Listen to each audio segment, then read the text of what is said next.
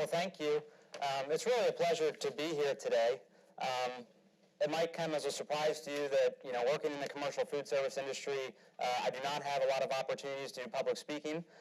So I am looking forward to this because I view this as a growth opportunity for me to yammer on for the better part of an hour and hopefully make it sound coherent to you. When I got the invitation, I thought, what can I deliver to you that would be of some use?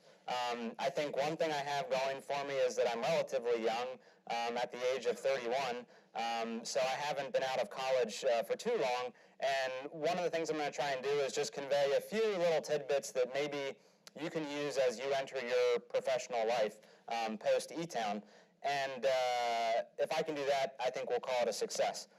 So before we do that, I'm going to talk about Clark Associates as a whole and try and explain some things about that. I'll also spend some time talking about my role specifically at Clark, how I got there, and we'll talk a little bit about my personal background, some thoughts on company culture, and some things you might want to look out for as you enter the work world, what we look for as an employer, some things that we look for that as you're going to look for a job, you can think about. And finally, I'm going to drop 3 important tips along the way because I'll say all sorts of things today, but there's 3 things that I really wanted to drive home that, in my opinion, are things that could save you some time, because I know that there's stumbling blocks that I've found along the way, and I think one of the things of trying to learn and develop is that if you can get some advice from somebody else and use it to develop yourself professionally a little bit faster, that's what it's all about. So hopefully we'll drive some of that home. So to speak about Clark Associates company history, we were founded in 1971. The picture up here is my grandfather on the left, Lloyd Clark, and to the side of him is his brother, Glenn. So they set out actually on my grandfather's 40th birthday, right? On his birthday, they went out and decided, we should start our own company. We should start an electrical and HVAC contracting firm. And so they did. His 40th birthday, they went out. They have some sweet vehicles from the 70s that we wish we had, but we don't anymore. And that was the beginning. It had nothing to do with food service equipment, absolutely nothing. It was all about commercial and residential electrical and HVAC. And one of the things my grandfather did before Excel, before Quicken and all this stuff, this was his accounting ledger on the right-hand side. So the first 10 years of the business, he kept the record of what the gross receipts were, the gross sales for the company, the entire company for that year. What I think is so great about this is in 1971, they were in business for 10 months, and they did $302,000. And in today's terms, our company now does $302,000 of business every 3 hours. So every 3 hours of the day, we'll do $302,000, and that's what it took my grandfather and his brother 10 months to do in their first year of business. And then you can see the increases year over year over year. Fortunately, we have a more sophisticated way of tracking these things today, but this is the way it was back then. So maybe wondering, how is it that we got into food service equipment? So for you that are familiar with Lancaster County, the Amish, the horse and buggies and all that, that is a big business in Lancaster, tourism. And so back in the 70s, there were people that were wanting to come to Lancaster for the weekend, check out this Amish scene and understand what it's like. And what that brought along with it was family-style dining restaurants. And so because these restaurants were kind of in the country, they did not have any gas service. All of the cooking equipment in those restaurants was electric. And so you had electric ovens, electric ranges, and when that stuff would break down, they would call the electrician to fix it, because that's just what you did back then, because there was nobody else to call. So they opened up the Yellow Pages, because that was a thing back then, went through electricians, and they found Clark Associates. And so they called Clark Associates and said, my oven's broke, will you fix it? And that's what we did. My father, who was in high school at the time, had been working for the business, doing electrical contracting work, and saw this as an opportunity to actually build a business around the repair of food service equipment. So when people ask me what generation I am in the family business and all of that, I like to answer carefully, because the truth is I'm a 3rd generation family business member. But I'm really second generation in food service. And I like to make that distinction because those of you that study family businesses know that the third generation is statistically in a very bad position to further the success of the company. So I like to point out I'm really second generation, and that's good for me. About 99% of what we do now is food service related, and a very small percent is still that mechanical business. So again, we're back in the 70s. We're now fixing food service equipment. Eventually, you can only fix something so many times before you have to get a new one. And so when our customers were looking to us to say, you know, we just can't fix this anymore, you really need to buy a new one, we took it upon ourselves to drive to Philadelphia, load up a truck of new food service equipment, bring it back to Lancaster County and resell it. Really the kind of business model that you could never do in today's economy, but back in the 70s, that was a viable way of getting into business. It's fascinating to me because the scale and the complexity that our industry has grown to today, the barriers to entry to get into the food service and supply market are just dramatically higher than they were back then. And so in a lot of senses, I think we're lucky to get in when we did.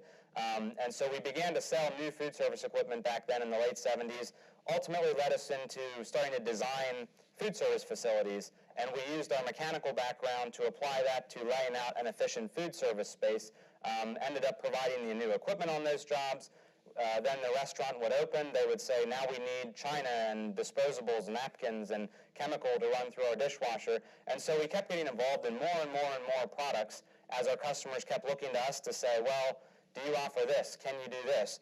And so that's really been the DNA of our company, is looking at customers and figuring out what do they want to buy and how do they want to buy it, and how can we fit that into our business model. So what that's turned into today is this list of companies that represents all of Clark Associates. How we like to explain it, because it's kind of confusing on a screen, is there's three main channels of distribution. We have Clark Food Service Equipment, the Webstron store, and the restaurant store. All of those businesses, at the end of the day, sell equipment and supplies for commercial food service users. But the way that they do it is quite different. On the restaurant store side, there is 8 cash and carry retail locations around the Mid-Atlantic area, from Lancaster to Baltimore to Lehigh Valley and elsewhere. And it is a cash and carry retail store, just like you walk into Home Depot, get whatever you want, check out, and go on with your life. That's the restaurant store model. When you look at the Webstron store model, it is Amazon. It's e-commerce specifically for the commercial food service user. We were not the first into food service e-commerce, but we've now become the best and the largest. And it's actually grown to be one of our largest business segments for Clark Associates. And that's e-commerce, which has a very specific need in the commercial food service industry. Then we look at Clark Food Service Equipment, and this is where it gets a little confusing because we do not have as much of a tangible presence. You can't go to our store. We have a website, but you can't really shop on it, because what Clark Food Service Equipment does is really develop custom solutions for our company's largest and most sophisticated clientele. And I'll explain a little bit more about that because that's really my sphere. But before I go there, I'll explain some of our other businesses. Noble Chemical, Clark Mechanical, Commercial Stainless, Clark Service Group, Clark Fire Protection. These are all different niche businesses. Noble Chemical and Clark Fire Protection specifically address the chemical needs of a food service facility, and Clark Fire addresses the fire suppression needs of a food service facility. Any kitchen in America that has grease-laden cooking going on has exhaust hoods, and those exhaust hoods must have a fire suppression system with it. And that needs to be a licensed, tagged, certified, re-inspected situation. We started that company because we were tired of subcontracting the work to whoever. We said, this is really something that we can just provide for our customers, and so we set up that business almost 30 years ago, and it's been a great business. Same thing with some of the other ones. Clark Service Group is really that division that has technicians on the road providing 24/7 service support for equipment. When it breaks, they call our service group. The service group is out there and they fix it. So what that's turned into for Clark Associates as a whole is just some key stats here. Like it was mentioned, we're the 4th largest equipment and supply dealership in the nation right now. We're the #1 fastest growing for the last 4 years in a row. And what that looks like from a physical standpoint is 15 locations in 8 states across the country, everywhere from Pennsylvania, Maryland, Delaware, Georgia, Kentucky, North Carolina, Florida, Nevada, soon to be Oklahoma. I think that makes it 9. So that's kind of where we've gone. And that totals 1,600 employees that work across all those facilities, and 44 certified food service professionals on staff, which is actually really low because we had a certification class last week and we minted another 20. I'm a CFSP, and that stands for Certified Food Service Professional. It's about the best thing that you can get in our industry as a diploma or a degree, because there is no college degree for commercial food service equipment, and there probably never will be. But the CFSP, it requires a lot of study and dedication, and we take it seriously that we'd like to get as many of our employees that certification as possible. And then on the left, you see a little bit of our sales growth, about $158 million in 2011. You see the growth through 2015 to projected sales of around $883 million for this year across all of our divisions. So the growth has been truly exciting and fueled by all of our business divisions, and I think has just allowed for some really incredibly exciting things to happen within our company. So let me talk about my role within the company specifically, and I'm going to kind of drill down between my role to a little bit about me personally, and then I will impart some wisdom, hopefully, to you. So my role at the company, like I mentioned, is managing that traditional channel of business. So what that looks like is the project map right here. All of those points are active job sites in which we are designing, renovating, installing a commercial food service facility for somebody. And so as an example of what that looks like, it could be a dining hall at University of Pennsylvania that we're doing. That's our largest jobs on the books right now, is a dining hall at University of Pennsylvania. It's about a $3 million equipment package. We're also doing design work for the CIA right now for their dining facility. And when you're in food service, CIA means Culinary Institute of America, but in this case, it actually is the SPY one. We're doing work for the SPY CIA for their dining hall. Side story, it's funny with that because when we do design work, we bring technology and phones and laptops and measuring devices, Bluetooth things and all that. When you go to the CIA, you're not allowed to take anything in the building. They stripped us of all of our devices and left us with a notepad and a pencil and said, design our food service facility. So we pride ourselves on being high tech, and we just went back about 30 years when we started with that one. So we learned how to take very good notes. But that's an idea. Some large hospitality projects, large resorts, a 1,000-room resort on Marco Island in Florida. We're working on a hotel in Belize right now, which is down there, Central America. So we do work all over the country, but primarily focused on the eastern seaboard. It represents about $50 million of active project work at any given time that we're flowing through, and we manage it out of our offices in Pennsylvania, Lancaster. Also, we have an office in Charlotte, North Carolina, and in Florida on the Gulf Coast in the Sarasota area. So, and like I said, we're really targeting the company's largest and most sophisticated customers. And so what that means is not so much a mom-and-pop restaurant. It's really more a place like E-Town College, who happens to be a customer of the division that I oversee. Because you think about a place like E-Town College, there's how many students on campus, multiple dining venues, some of them even on wheels.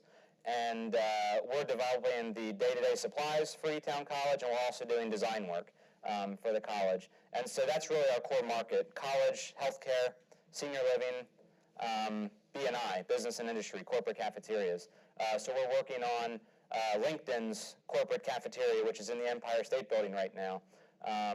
We're doing work for the live facilities that we're prospecting, trying to win that work for the Atlanta Braves, their live facility next to the stadium. So those are the kind of customers, just large, sophisticated clientele.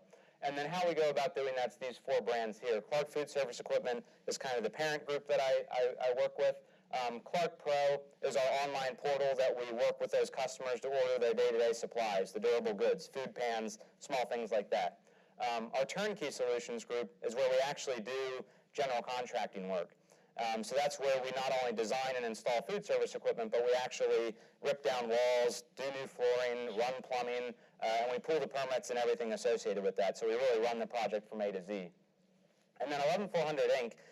is our public money contracting side. So if it is a federal job, such as a military base or a K through 12 public school, we run that contract work through a company called 11400 Inc., which is under the Clark Food Service Equipment umbrella. And that 11400 Inc. business is specifically geared towards public money. The reason for which is like a whole other seminar, and I won't get into the details of that because we don't have enough time. But here's some visuals of what our work actually looks like. On the right, you see Bradford Regional Medical Center in Pennsylvania. This is a project that we did for Aramark. Aramark is one of the largest food service management companies in the world, and we are a preferred design and turnkey partner for them. So Aramark runs the food service at this facility, and they hire us to design and renovate it.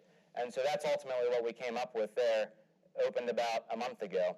About $600,000 or $700,000 project for us. On the left, you see Water Street Rescue Mission. This was actually a charitable project that we did last year. Our company donated all the design and equipment for this renovation.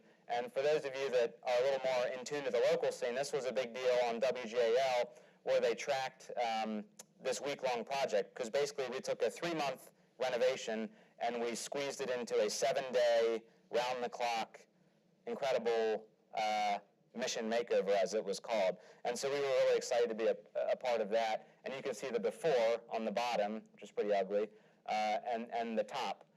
Water Street Rescue Mission is a mission that serves the homeless population in Lancaster City. And so it was our ability to really make it not just a place where you can feed homeless people, but actually feel like you're creating a home for them and a place that they can be served with dignity. And so that's what we did there. It's the Fat J. I'm sure some of you know what this is. That was a project that we did a few years ago. Mobile food trucks are a big thing, and we've gotten into doing several of them. It's nice because we combine our mechanical background, so we can actually, and we did with the case of this thing, brought it to our shop, stripped it out, and put all the plumbing in and all of that stuff, and we're involved with that. Aussie and the Fox is an example of a local independent restaurant that we got involved with. Locally, we do a couple independent restaurants, almost for sport, because it's really fun to do those independent restaurants. It's not exactly what we can build our business doing, but it very much keeps us on our toes, and it gives our employees something to be proud of when they're going out for date night and can go to the restaurant that we designed and installed. Or you go to the food truck for date night, whatever.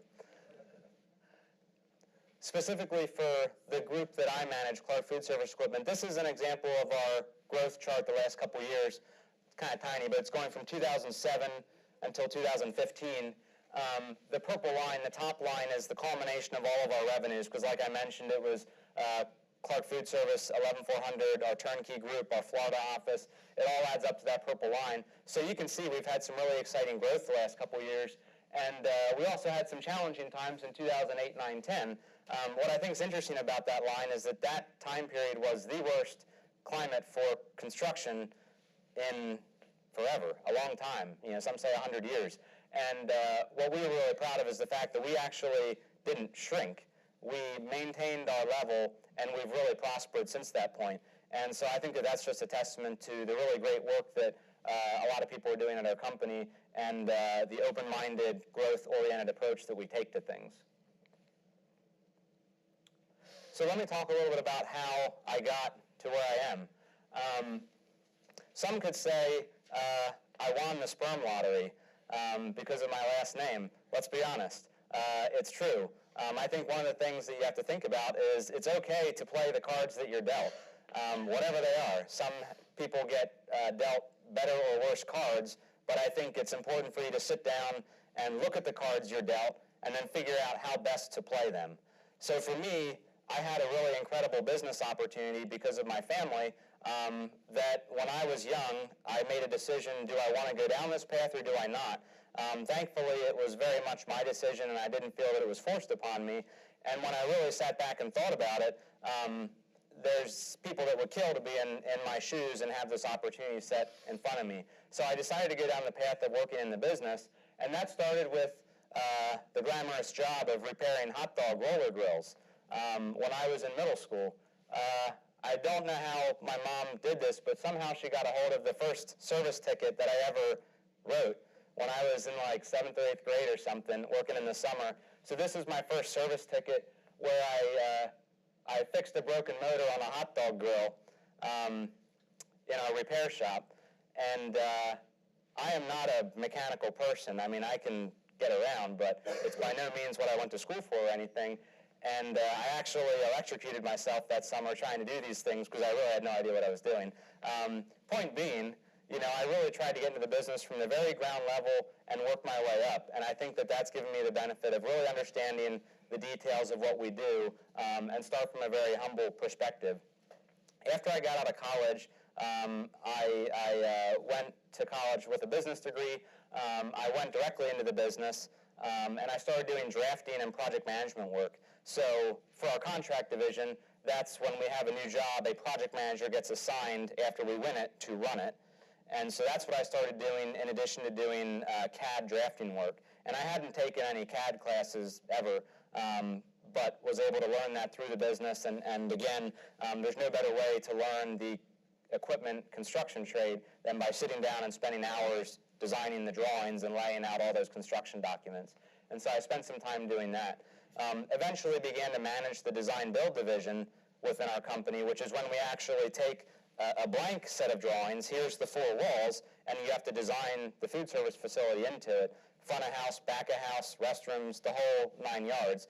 And so that's what our DesignBuild group does, and I started to work with that group a few years ago, and then ultimately became the president of Clark Food Service Equipment maybe 3 years ago or something like that.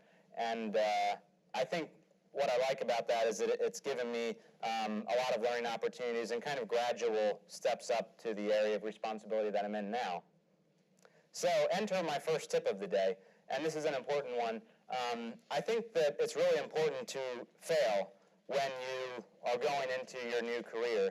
And there's a couple instances when I first started, and I continue to make failures. I think everyone does, and what the importance is to learn from them. So I imagine that some of you maybe study like risk management in school, and that's an important topic to learn. You can only do so many risk management courses and read books and whatever, and maybe truly learn it. When I first started, I was trying to do risk management with 2 customers, and I blew both situations, and this was early on in my career. We had one customer that our company had done business with since I was in diapers, and we got a contract from that customer to do some more business, and I just marked it up with all this mumbo-jumbo to protect ourselves, because it was risk management, and that's what you're supposed to do, is protect yourself from risk. Well, that backfired because the customer got really pissed off at me that we have had this business relationship for decades, and now all of a sudden we don't trust them. And so I was going by the textbook, and I completely blew it, and I looked like an idiot. So luckily, we still do business with that customer to today, and I still remember the story about risk management. The other inverse side of that is then I self-corrected myself too far the opposite direction.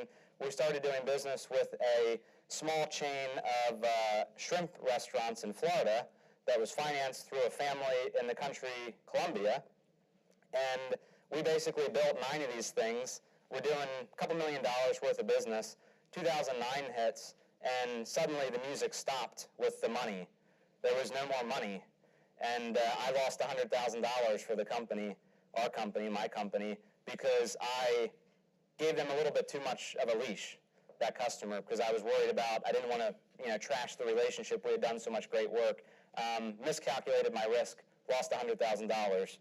That is what my dad likes to say, the price of tuition. More expensive than E-Town, or any other college for that matter. But it's really important. So I think the lesson is just embrace failure and learn from it. It is the best way to learn, and I continue to make mistakes to this day, and I'm proud of it because I try and learn from them. A little bit about me personally. I've been in the company for a long time. That's me with my little red bow tie, sitting at my grandfather's desk. I'm Lloyd Clark. I go by Gene, Al Gene, but my grandfather's Lloyd Clark, so I'm the second. So that's me sitting at his desk way back in the day. I'm a trumpet player. That's me with my brass quintet there. That's a big hobby of mine. I played a lot when I was in college. I still play a lot to this day, and it's a great outlet for me. And that's my wife, Christy, and my two boys, Mason and Liam. They're a great part of my life, and that's just a little bit about me. So the second tip I want to bring up is share your talents. And this kind of goes back to the music thing. I, for a very brief amount of time, thought about going into music as a profession and then decided it might be more wise to go into our business. And what I came to the conclusion of is that there's a lot of talent in this room, I'm sure, and you're learning a lot going through these business classes. The nonprofit world really, really needs a lot of help. And I do food service equipment by day, but one thing I've learned, and this is more a lesson in the last 2 years perhaps, is that we have incredible gifts because of the business training that we're receiving. And we can impart those gifts on places outside of business, nonprofits specifically, as a volunteer. And so my tip is to share your talents, whatever they may be. And the example that I was going to give is that, I'm a musician. I love classical music. I love the idea of young people getting engaged in classical music. I think I'm a better business person because of my music background. I think it's taught me about leadership, team participation. I think it's taught me about really working hard and crafting, your skill. So what I did with that is look at a group in Lancaster called Allegro, which is a chamber orchestra that has several different programs. We have a high school youth orchestra. We do children's concerts. We give free tickets to anyone under the age of 18 and really reasonable price tickets for anyone else. And we took this chamber orchestra and I tried to figure out, how can I make this something that I can be really proud of and that can help inspire future generations of music lovers. So I just started working at it, in my free time and applied everything I've learned in business to this organization. So let me show you a video of Allegro, just so you can kind of learn a little bit about what that group's like.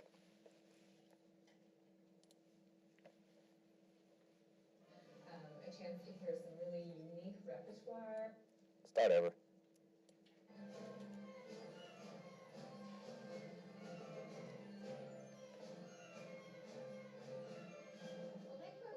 Different type of orchestra. We wanted to make it music for the people, which is how this music began. We believe that there's a lot of great classical music, and the problem is really old, stodgy concert halls and people in tuxedos. Lancaster, without Allegro, would be missing a chance to hear some really unique repertoire and a great chance kind of for music education for all ages. I, for one, probably wouldn't have gotten involved with classical music at all if I hadn't discovered Allegro, and I think a lot of people would be in the same situation.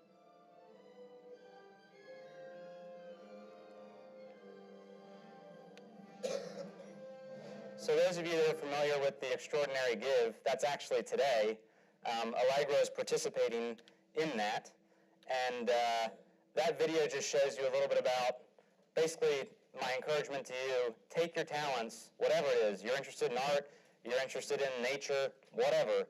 Apply your business skills and don't just keep it on your 9-to-5 job. Take them into some other area of your life that you're passionate about and apply those skills.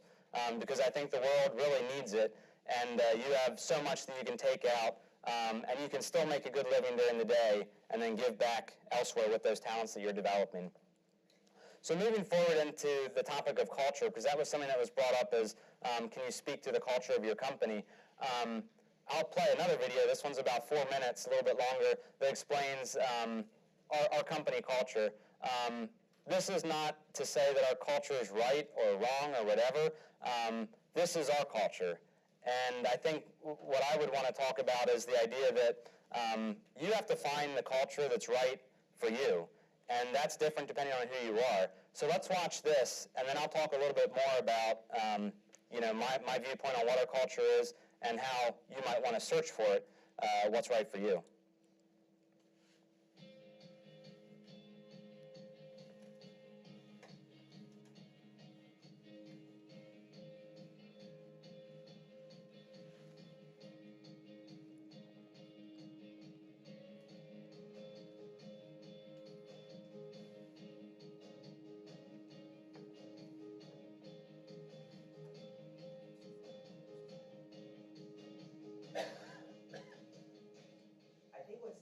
inspires our growth and the opportunities that come with it. And the passion with not only our management, but everyone else in the organization. When I started here, there were 4 people in my department. This year, we should exceed 1,000. As we made that journey in the last 12 years, it's been great to see so many people grow from entry-level jobs into leadership positions in our company. There's tremendous opportunity to create a new future within your division, tremendous opportunity to affect change. There's a lot of companies out there that can be stuck in a rut and don't really know where they're going and certainly aren't excited about it. And what I love about this company is that we do know where we're going, and we know that it's going to be a really successful place because we have well-laid plans and an incredible team of people that's ready to get the job done.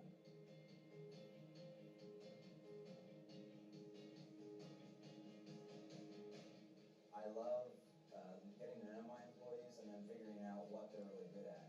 And as a manager, that's what I get the most enjoyment out of, is getting those perfect matches and having that employee do the best work that they're possibly capable of. It's about investing in professional development, making sure that our people have access to the tools, trainings, and experiences that are going to help them grow with the company and advance personally. One of the things that we try to give all of our talent is the ability to be as mobile as they want to be. Look around, and you'll see that most of the leaders in our company are people that have worked their way up through the organization. The reality is we're an entrepreneurial company, and we're always looking for new opportunities, whether they're in our existing businesses or with completely new businesses that we start from scratch. There seems to be a wide variety of job opportunities at Clark at all different levels of employment. Yes, you need to gain experience and prove yourself, but you'll be exposed to opportunity here much faster than anywhere else. I think as stewards of the talent that apply to this company, we look around at the other divisions and we try to place that talent in its best possible role. There are 3 things that are important in describing our culture. First, we ask people to embrace an entrepreneurial spirit. That means challenging the status quo, asking really good questions, and having a willingness to try new things. Yes, that means sometimes we will fail. As long as we learn from those failures, we're okay with that. And we keep pushing the median of expectation forward. Second, you must possess a passion for excellence. We want people who care, and who want to be at the top of their game. Clark is a company that doesn't tolerate bad employees, poor performance. It's a company that's always looking to move forward. And third, you must do the right thing. That's pretty simple. Be honest, be ethical, but also give back. Our company does this through our charitable foundation. We also organize volunteer activities each month to get our staff out into the community. When I think about everything going on here, it amazes me because the one thing we've never had a problem with is finding ways to keep really smart, talented employees engaged because there's so much opportunity and we're always looking for the next big thing.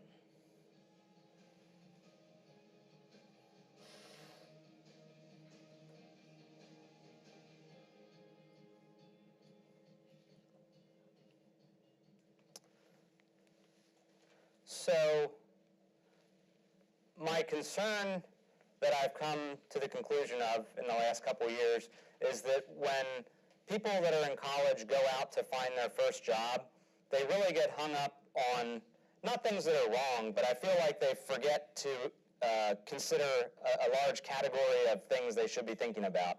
And what I'm talking about is culture. I think you really think about what industry do I want to be in, and that's important. You think about what type of job. Do I want to be an accountant? Do I want to be an engineer? Whatever. That's all important. I'm not downplaying that. But what I don't think people spend enough time thinking about, at least from what I've seen, is really thinking about what kind of a company is this? Not what do they make or where do they do business, but like what is the actual DNA and culture of that business? Because you can have 2 accounting firms and they can be dramatically different from each other, and you really have to talk to the people in that business to understand it. You can get a taste from their website and things like that, but you really have to talk to people and study the business to understand what is the culture and what's the DNA of this business. And ultimately ask yourself the question, is this a business worth working for? Is the business worth working for? And is the manager that you're going to be reporting to, is that person worth working for? Because it might be the greatest industry and perfect job title and all of that, but if you don't connect with your manager and you don't really view that person as somebody that you are excited to work for, I can guarantee you're not going to be very happy with your choice. So that would be my word of advice, would be really think long and hard about the company that you're interviewing with. Is it a fit for you? Is it culturally a fit for you? Is the manager someone that you see yourself really being excited to work for? Think about the work-life balance that company offers. It may or may not be in alignment with what you think you want in your life. So that's all I would say about that, is just to really slow down the pace and think about the company that you're going to work for on top of simply the industry and things like that. Something else would be, think a little bit about the role that fits best for you. And I'll go on a short tangent here into DISC personality profiling.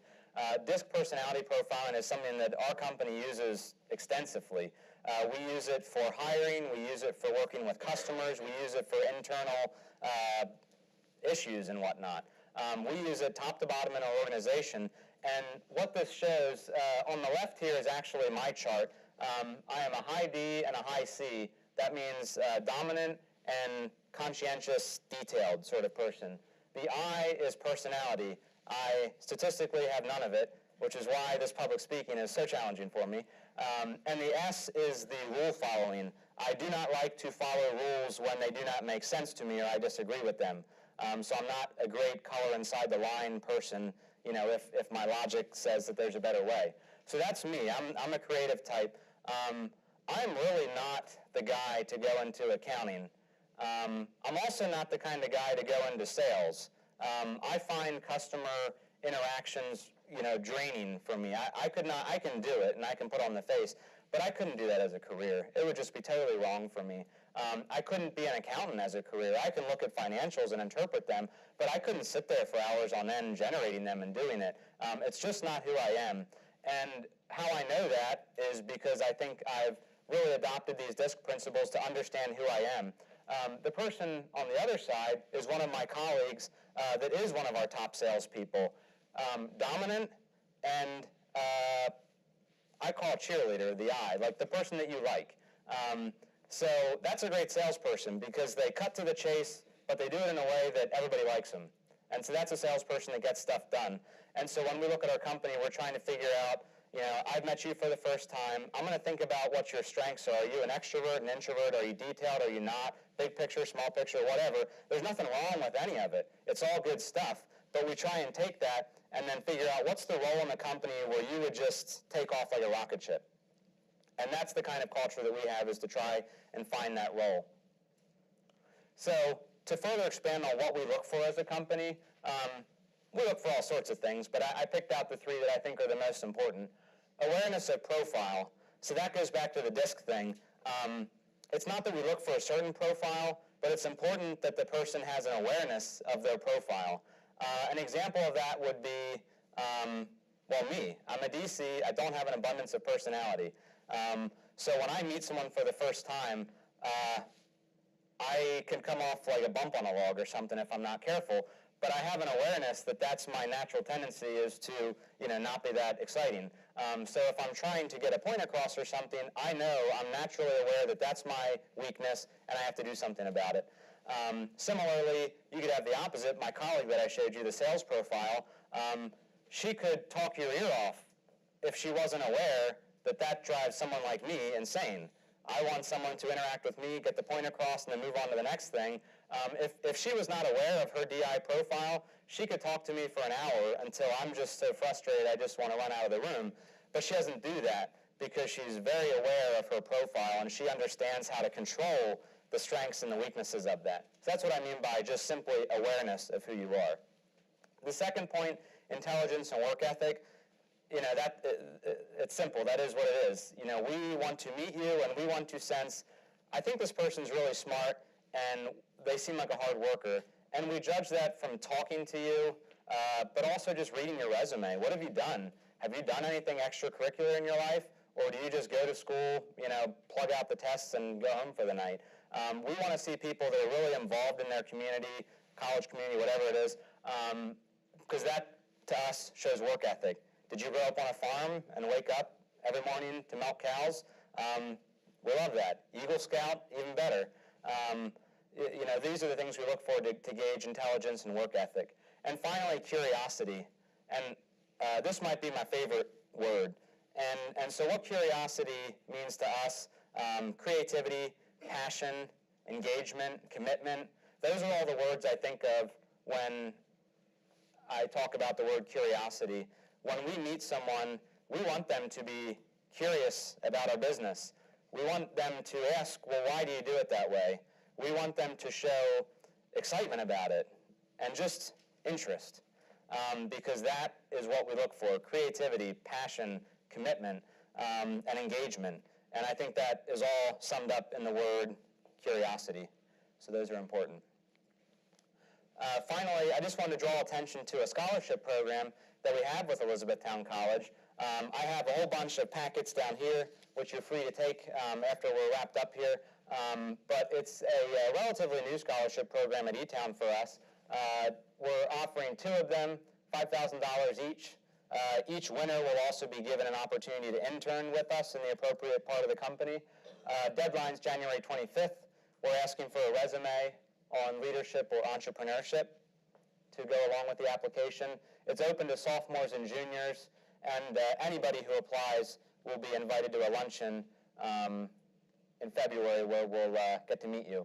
So I have that information down here, and I would encourage you, if you have any sort of interest in food service equipment and our culture, to check us out at our website. We have a career page, we have an internship page, and we'd love to have you look at that.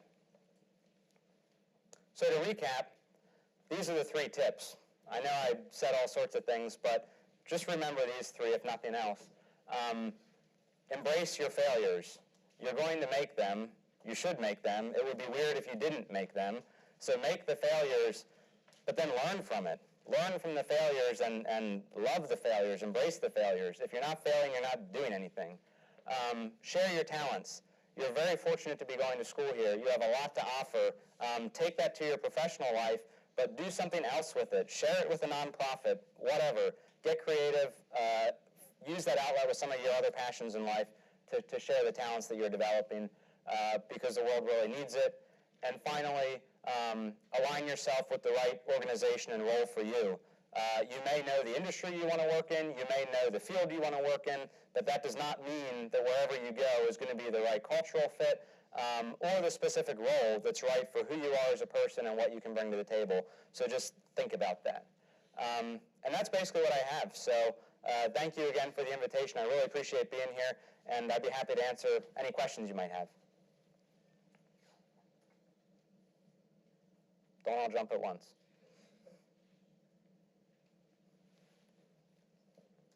I got one for you over here. Yeah. My name is Brian. I'm a sophomore business student, and I was wondering, what would you attribute to your company's extreme growth from 2011 to now?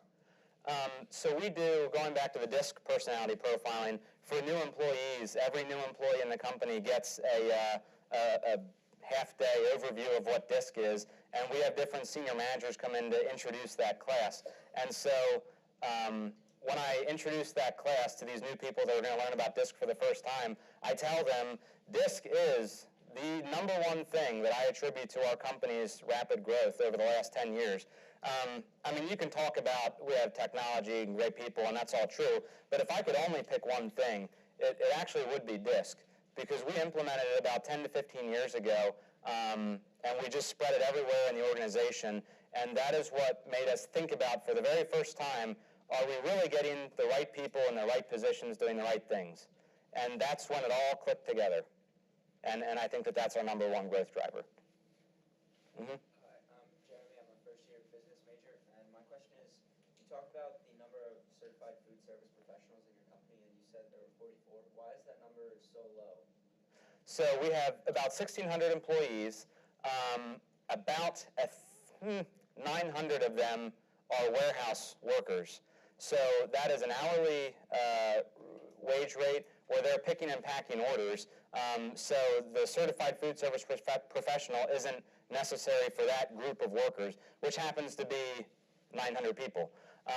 So when you go into that further, then you have accounting services. Well, they could be counting beans for anything. It doesn't matter if it's food service or whatever. So really, when you reduce the number of employees in our organization that really need to be trained in food service, it's actually kind of surprisingly small. After I've told you it's 1,600 employees, the actual food service specific people is kind of that number and larger. Like I said, I think it's actually about 60 now as of last week. And that brings up a point where, hey, at the end of the day, we sell toilet paper. Like, that's our business. We sell toilet paper, urinal screens, and then a whole bunch of other stuff. And it's not a sexy business, And that's what a CFSP learns about is, that stuff. And so when people come to work for us, there's a lot of people that work in all sorts of different areas of the company that, yeah, you're working for a company that sells toilet paper, but you're actually doing some pretty cool things. It could be search engine optimization, digital marketing, all these different fields. You there? What do you attribute to in your company, the biggest turning point that really set them for success? I think DISC is definitely the one thing. I think the other thing is in the distribution channel of food service equipment and supplies, it's a lot of really old companies that have multi-generational, been around for 100 years, literally. And so the one benefit that we have against our competition is that we're young enough where we don't have these ingrained ideas of this is the way we do things. Like, this is how the business works, and we're not going to try this other thing. There's a really great book called The Innovator's Dilemma, I think by Clayton Christensen, if I'm right. But The Innovator's Dilemma is one of my favorite books of the last year because it talks about once you've built a great business, how do you, leap to the next chapter? And the answer is really rebuilding your business. And so I feel like we've never stopped rebuilding our business.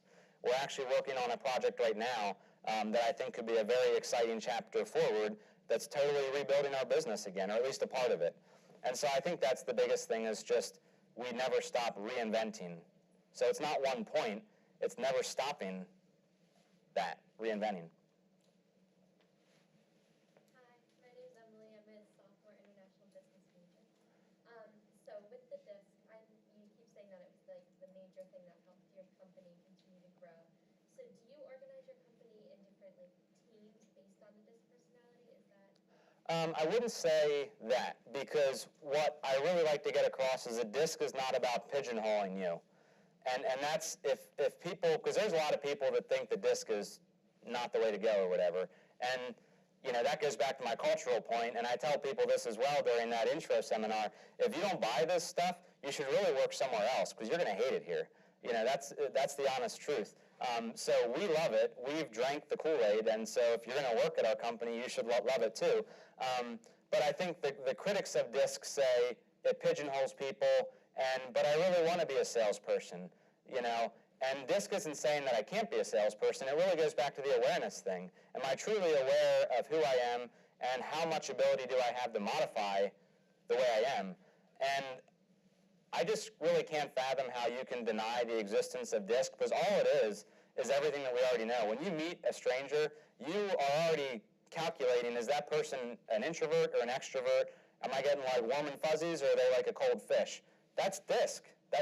It's human nature to evaluate people, and we all do it, and there's nothing wrong with that. DISC is simply putting a framework to it that allows us to more productively discuss and diagnose it.